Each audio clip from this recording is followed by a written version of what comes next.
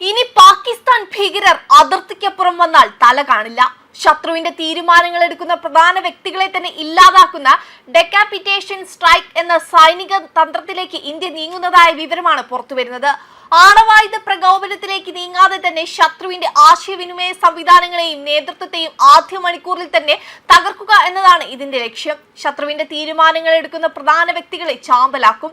India പാകിസ്ഥാനെതിരെ ശക്തമായ നീക്കങ്ങൾ നടത്തുന്നു എന്നതിന്റെ തെളിവാണിത്. 2025 മെയ് മാസത്തിൽ പഹൽഗാമിലുണ്ടായ ഭീകരാക്രമണത്തിന് മറുപടിയായി ഇന്ത്യ നടത്തിയ ഓപ്പറേഷൻ സിന്ദൂർ നൽകിയ പാഠങ്ങളാണ് ഈ നയപരമായ മാറ്റത്തിന് പിന്നിലെന്നാണ് സൈനിക നിരീക്ഷകർ വിലയിരുത്തുന്നത്. പാകിസ്ഥാൻ പ്രതീക്ഷിക്കുന്നതിനേക്കാൾ വലിയ തിരിച്ചടികളാണ് ഇന്ത്യ പാകിസ്ഥാനെതിരെ പ്ലാൻ ചെയ്യുന്നത്.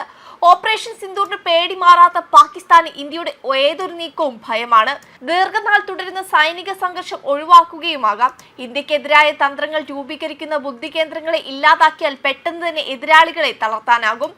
ഈ പുതിയ യുദ്ധതന്ത്രത്തിന്റെ പ്രധാന കരുത്ത് ഇസ്രായേൽ നിർമ്മിത അത്യാധുനിക സ്റ്റാൻഡേർഡ് ഓഫ് ആയുധങ്ങളാണ്. പ്രത്യേകിച്ച് അതിവേഗത്തിൽ സഞ്ചരിക്കുന്ന റാംപേജ് സൂപ്പർസോണിക് മിസൈലുകളും സ്പൈസ് 1000, സ്പൈസ് 2000 പ്രസിഡൻഷ്യൽ ഗൈഡഡ് മിസൈലുകൾ തുടങ്ങിയവ. 150 മുതൽ 250 കിലോമീറ്റർ വരെ ദൂരപരിധിയുള്ള ഈ ആയുധങ്ങൾ ഉപയോഗിച്ച് ഇന്ത്യൻ വിമാനങ്ങൾക്ക് അതിർത്തി കടക്കാതെ തന്നെ ശത്രുവിന്റെ ഭൂഗർഭ ബങ്കറുകളും കമാൻഡ് കേന്ദ്രങ്ങളും തകർക്കാൻ സാധിക്കും.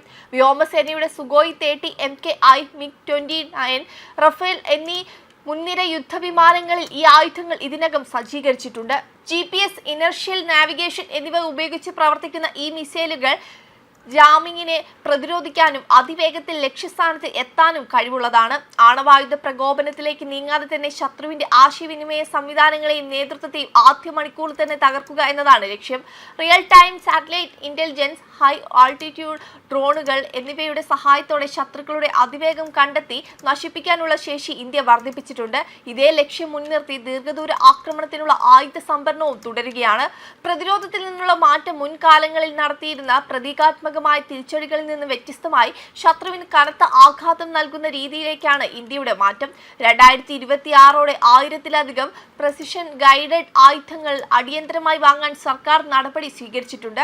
ശത്രു രാജ്യത്തെ സൈനിക നേതൃത്വത്തിന് വ്യക്തിപരമായ നഷ്ടങ്ങൾ ഉണ്ടാക്കുമെന്ന മുന്നറിയിപ്പ് നൽകുന്നതിലൂടെ ഭീകരവാദത്തിന് പ്രോത്സാഹനം നൽകുന്നതിൽ നിന്ന് അവരെ പിന്തിരിപ്പിക്കുന്നതാണ് ഇന്ത്യ ലക്ഷ്യമിടുന്നത്. നേരത്തെ തന്നെ US വിവിധ യുദ്ധങ്ങളിലും മിഡിൽ ഈസ്റ്റിൽ ഇസ്രയേലും നടപ്പിലാക്കി വരുന്ന സൈനിക തന്ത്രമാണിത്. ഒക്ടോബർ 7 ഭീകരാക്രമണത്തിന് പിന്നാലെ ഹമാസ്, ഹിസ്ബുള്ള എന്നീ സായുധ സംഘടനകളുടെ നേതൃത്വത്തെ ഇസ്രയേൽ ഇല്ലാതാക്കിയിരുന്നു. ഇതേ തന്ത്രമാണ് ഇന്ത്യ നടപ്പാക്കുന്നത് എന്നത് വ്യക്തമല്ല. എങ്കിലും സമാനതകളേറെയുണ്ട്.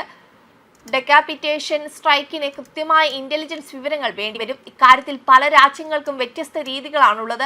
US ആകട്ടെ പലപ്പോഴും പ്രെഡേറ്റർ ഡ്രോണുകൾ ഉപയോഗിച്ച് ശത്രുവിനെ വളരെ ദൂരെ നിന്ന് കൃത്യതയാർന്ന മിസൈൽ ഉപയോഗിച്ച് വധിക്കുകയാണ് ചെയ്യുക. ഇസ്രായേൽ ആകട്ടെ അവർ ലക്ഷ്യമിടുന്ന ആളുള്ള സ്ഥലം പൂർണ്ണമായും തകർക്കുകയും ചെയ്യും. വെബ് ഡെസ്ക് കർമ്മ ന്യൂസ്.